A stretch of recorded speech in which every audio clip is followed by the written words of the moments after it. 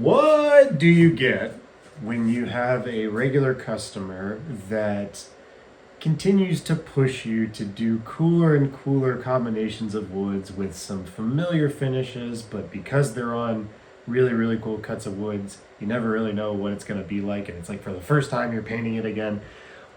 You get what we're working on today. Welcome back, ladies and gentlemen, guys, gals, non-binary pals, to Madlad Instruments. My name is Drew. I build guitars and basses in my garage, and I bring you along for the shenanigans. So, let me introduce you guys to a guy named Will. Will is one of my regulars. Will and I have built a couple instruments now, and Will is one of those clients that every small business owner, such as myself, really, really hopes and prays for, because Will pushes the limits. Not in a bad way, but is always pushing you to dream and, think. And as a creator, I'm thinking about, I would love to do this wood and that wood. And Will is the type of person to enable the creative Madladery that really makes Madlad, well, Madlad. So shout outs to the Wills of the world, and shout out to Will in particular. Today we're going to be doing a quiet graveyard on a flame maple Dirty Dan custom that Will and I have been cooking up for a little bit. We've got everything dialed in. Will is also fantastic. I don't know if he's an engineer, but he's one of the people that sends you a beautifully edited and formatted design document with pictures. I think the first time we worked together, I literally told him, this is the most beautiful thing I've ever seen. Thank you. This answers all my questions. So again, be more like Will. Be a Will in the world. But yeah, he sent over these really cool diagrams. We worked out something cool, and we came up with, drum roll please, this isn't a drum channel, although Madlad Madpad, in case you didn't know, I also build electronic drum pads. So yeah, check those out on the Reverb store. But as long as you're drum rolling on your Madlad Madpad at home, check this out. This is the Flame Maple Top Dirty Dan WPH spec Madlad body TM copyright 2026. So yeah, we have a Dirty Dan with the neck pickup nudged ever so slightly further up, and some areas for some switches because Will's going to be doing some switching. And this was very much kind of again, we're pushing the limits a little bit here. So this is one of the first bodies that I am sending out or shipping out that has a glued maple top. And the thing about being a guitar builder is, and I've told this story many, many times before, that Trey, my good buddy from Set Adrift and who works at this Guitar Sanctuary, gave me the career sage advice that basically saved Madlad. And he said, focus on one thing, get really, really good at it, and branch out from there. So I've gotten pretty good at body fab, and so you want to push the limits a little bit. And so I said, okay, how do I go about making capped body blanks and stuff like that? So I had to learn how to do a glue up where you glue a cap of wood on top, and this time around there were some gaps in this particular body, so I had to go back and touch those up. But I've since figured out a new way that I'm going to be showing in a future video, so make sure that you're subscribed and all that good stuff, because there's a lot of book matching and a lot of maple and top wood gluing to be done in the future. I have a new process that I'm going to be showing off, like I said. But in the meantime, we worked around this one. As you can see, it's had some touch-up gluing. So we're going to be taking this through sanding, grain staining. We're going to do a quiet graveyard finish, which I don't think I've done a video on yet. So really, really cool. My take on a traditional Silverburst, but with a little bit of a twist. We'll talk about that when we get there. And then we're going to finish it off with some shiny gloss top coat. So this is going to be a longer one. Strap in. We got a lot of work to do, but I think it's going to be rad. So let's just dump right in. Let's dive right in and dump right in. But not dump like that. All right, future Drew, take us through it. Alrighty, so here's our approach for sanding this out. First off, I did the top to 100 grit, and I haven't touched the back yet because there are a couple steps here that I'm gonna have to work around here. But as you can see, there's a little bit of lipping from where the cap is, and a little bit of the body as well. So we're going to knock all this down, get rid of some of these glue marks, because I did go a little bit happy with the glue here. But generally going around the perimeter, getting everything sort of trimmed down, and then you guys have seen these sand tops before and backs, but we're going to get rid of this little lip right here, and there's a slight little area over here that we're going to have to shape in and contour in a little bit. And then we're going to get this control plate zapped out here later in the video. So without further ado, let me do the finer points with the 100 grit, and then we will do our first coat of grain stain, and we'll talk about grain staining here in a second as well.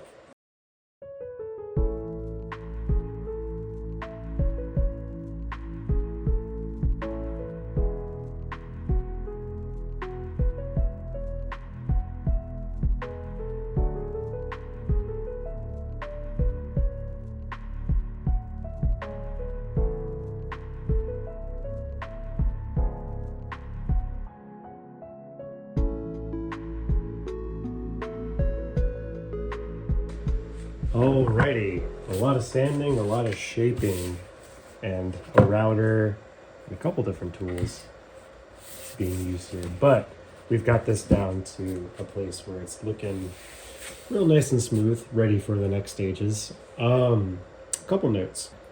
I get the feeling a lot of people, when they get into guitar building and stuff like that, they're wondering what you spend the most time doing. It's definitely sanding. Without a doubt, you're going to be sanding a lot of wood. But sanding is a therapeutic process, at least for me. For a lot of people it is too, but a lot of people are like, Drew, are there like hours that you work, or like what hours are you open? And like, I think one of the blessings of being a smaller shop is that I can really kind of work on stuff whenever I like. And like right now it's almost 12 midnight and I've had a long day, and sometimes it may seem counterintuitive to come down here and keep working this late into the evening, but this gives me time to think. And there's, I think more and more nowadays we need time where we can just sit and think, or do something with our hands that allows our brains to be freed up to think and have kind of some me time. So sanding is kind of that time for me. Are there times where it's arduous and I'm like, man, I got 3 bodies that I need to sand and this sucks? Absolutely. But sometimes you get into a zone, it's just late at night, you and the sander and you and this body, and you're working it and you're taking it from a hunk of wood that has a bunch of lips and a bunch of interesting properties. I won't call them imperfections, but some things that you have to work down and shape down. And so it's just like sculpting. It's a very therapeutic process and I enjoy it. So now we're going to get to grain fill. And I've got a whole tutorial video on how to do grain fill, so if you guys are interested, you can hit the video in the upper right, or wherever YouTube is putting it nowadays. But the baseline, or kind of the long and the short of it, is we've got it sanded up to 100. We're going to do a coat of black grain filler to really get this popping, get that grain popping. And then from there, we'll sand it back to 220. We'll touch up the bout areas and stuff like that. I don't do all my sanding in one pass. I kind of break it out into different stages, so I'll usually do the bouts in this area in here after I do the 220 sand, and then from there we'll do one more coat, and then we'll do 320, and it'll be ready for color. So yeah, we've got our black grain filler here. We've got it all mixed up. I got still a good bit here left. I think this is just about enough to get this guitar finished. If not, I can always make some more. And around these times in each of my videos, I like to have a little bit of a time or longer portion. You can use the chapter markers down before if you want to skip to the next step, but I like to take some time out and just kind of talk about something. I used to call them sanding soliloquies, but I don't always talk over when I'm sanding, so it's just kind of shop soliloquies whenever I'm working on something. And today I got something really interesting for you. Also, I've got my nitrile gloves on. I've got my handy dandy scraper. Where is my handy dandy scraper? Here we go. We'll grab one of our handy dandy scrapers from our bag handy dandy scrapers. That's pretty clean. Let's find this one that's a little yuckied up, one that's got some experience under its belt. Yeah, that one's got a little bit of stuff on there. I sometimes leave the clean ones for other things, or heaven forbid I'll need one clean, super duper clean plastic scraper. So you can get these on Amazon or at your local hardware store, or just plastic scraper that you use to scrape stuff. And today, I don't know how corny this is going to be, but I wanted to talk a little bit about some of the lessons that guitar building can teach you. And I was thinking about just how we were sanding this body, and there's flame maple in here. And flame maple is a very interesting phenomenon, or rather flame figuring. Flame is a type of figuring that happens in wood. It's got this kind of undulation, or these kind of waves that the grain sort of forms in or grows in. And I had never researched up until this point why, these sort of patterns come up, but it's really, really simple. I guess it's the long and the short of it is that sometimes grains or wood fibers within the body will just grow in kind of a wavy pattern, or kind of a square quilty pattern. That's how you get like quilted maple.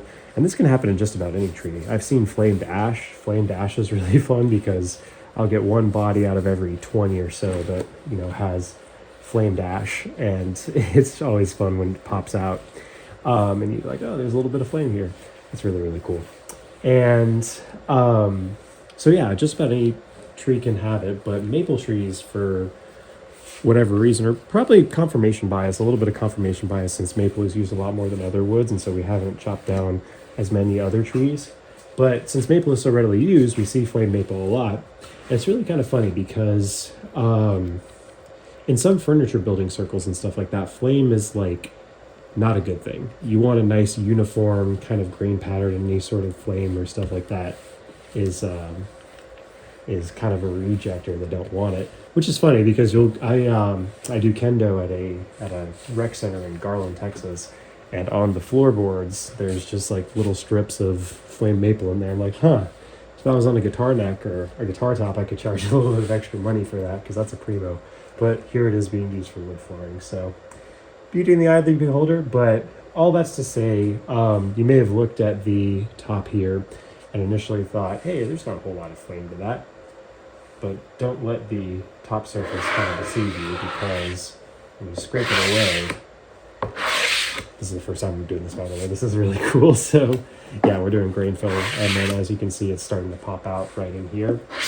So yeah, that reminded me of that, got me thinking about life. You know, there's these things, there's these beautiful kind of traits or properties that are dormant within us. So we all have a little bit of flame, we all have a little bit of character that's sitting inside of us. Something really unique. You guys know that I end every video and I always say you have special talent that nobody else has. And I mean that, because that's something that I grew up, you know, hearing, and it's something that I believe in.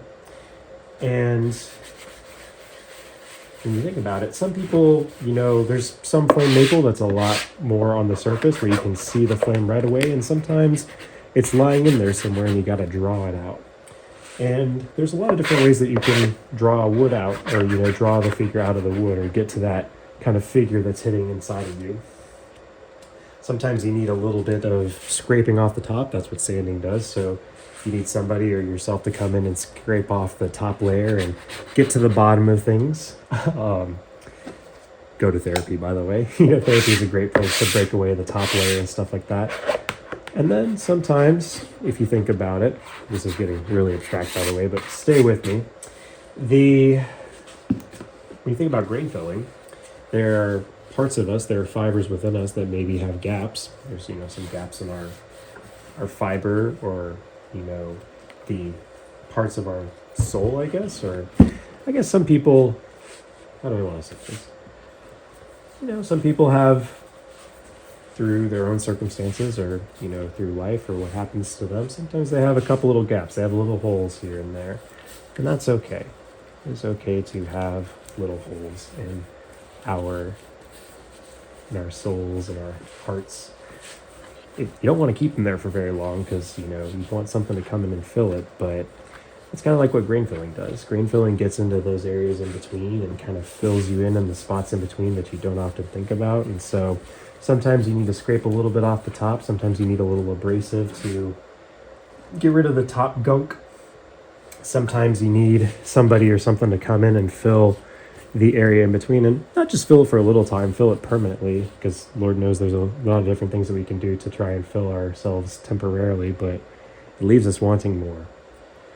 I do volunteer youth ministry at my church, and I do high school ministry, and there's a retreat that I go on every year, and one of the youth ministers always says that there's a God-shaped heart, God-shaped hole in your heart. And so that is to say that there are some holes that we try to fill with, you know, certain things, but only God can really fill those spots. So yeah, sometimes you need a little bit of abrasive. Sometimes you need to take off the top layer of gunk. Sometimes you need something to come in and rehydrate or fill in that area in between. And sometimes you just need to have somebody who can appreciate a little bit of subtlety. So when I go and I pick wood from my wood supplier, shout outs to Mike at McKinney Hardwood Lumber, it's a matter of me going in there and I look through all the gorgeous wood, and Mike stocks some really, really gorgeous wood. I'm truly blessed to have a supplier like him. In the same way that everybody should have, or every small business should have a will in their life that kind of pushes them and allows them to do crazy mad lad stuff, I hope all small businesses have a supplier like my guy Mike, who's just a local guy who really loves his craft and really loves stocking the best of the best and kind of living vicariously through his clients' projects and stuff like that. But anyway, so sometimes you just need somebody to appreciate the salty. Somebody to look and say, hey, that's, I'm looking at this board and it seems to be just like plain maple on the top, but I'm willing to bet there's something sitting inside there that we can bring out and it'll look truly, truly beautiful. Because again, like on this one, the flame was a little bit more subtle and we had to work our way down to it. It wasn't sitting right at the surface. So sometimes we just need people in our lives to show us or remind us of what's sitting inside of us and the beauty that sits inside of us that we don't often see ourselves. And it's hard. It can be hard to see the beauty in ourselves because we are so hard on ourselves. I'll be the first one to tell you that I am entirely too hard on myself sometimes. But that's why you have people in your life that can bring you back to earth and remind you just how wonderful and amazing and truly great you are.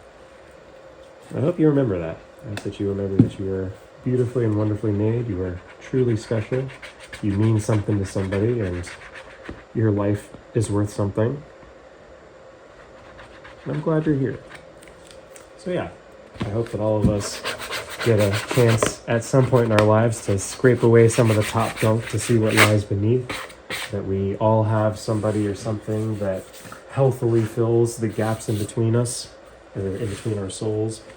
And then we all have people that can look at us and see the power and the beauty and the majesty that sits beneath the surface in all of us.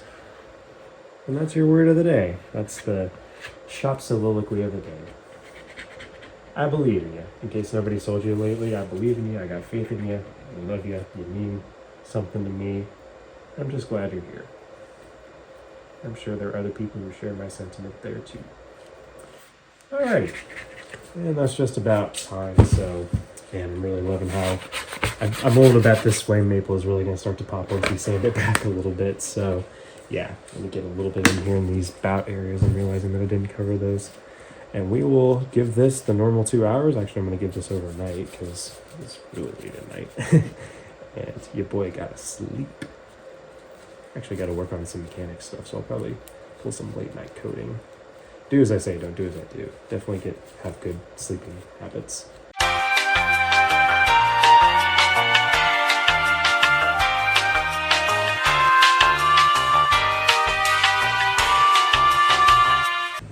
Alrighty, we have our body sanded back. The purple actually has a really cool effect. It has this kind of like smoky, cloudy look to it. So there's just little pockets of purple every little area. It reminds me a lot of Lavender Town from Pokemon, but not with like the creepypasta music or stuff like that. So we got that going. We also got the body taped up along the maple cap so we can do our natural binding effect. Really stoked to show you guys that here in just a second. And we got our color mixed up. Pretty straightforward. That's the can of Varathane water-based poly that we're using. And then you just use a little bit of unicorn spit. As you can see, I'm very much like chemistry stand over here, or chemistry experiment. But yeah, unicorn spit, just mix it in. I have a metallic silver one that I use for the silver. And then I use the last little bit of some of the black to mix that one. Little trick for you that I've mentioned in my other videos, but whenever you're mixing color, work smarter, not harder. So I whipped up a big batch of the silver stuff, and then since the black is just a darker value of silver, I poured half of it into here, just mixed in a little bit of black, and that's what got us there. So sad to say we are saying sayonara to this particular bottle of unicorn spit, so well earned, sir.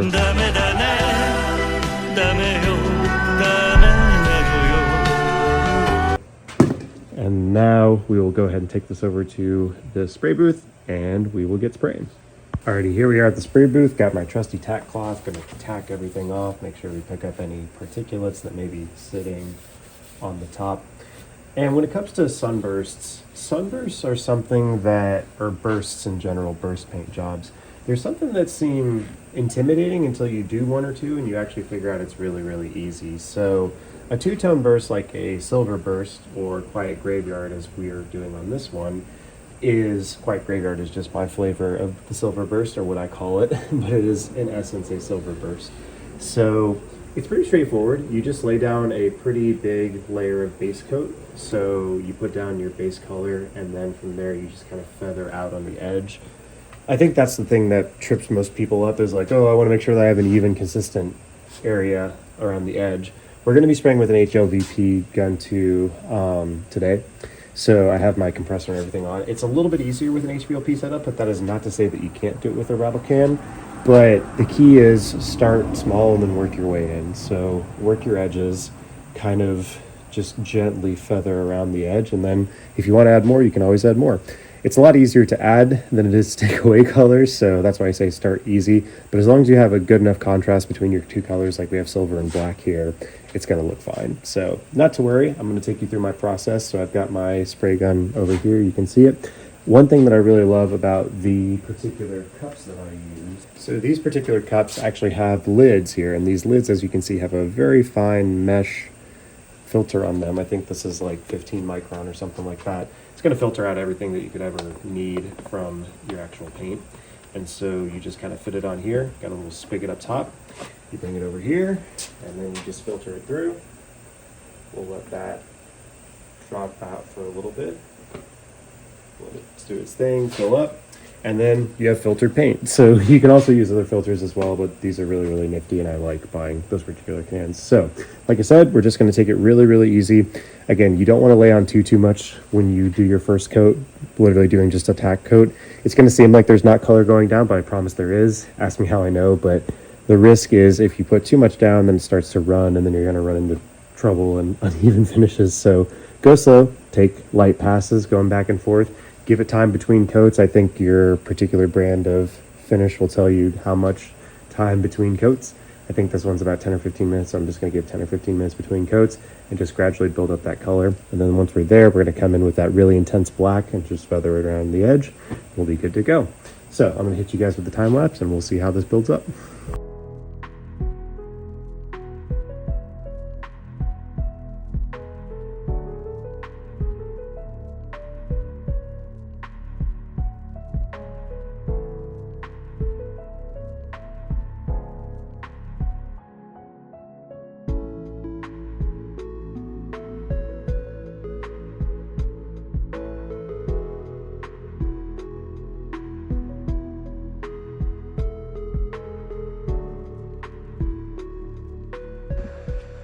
All right, y'all. All I can say is God is good.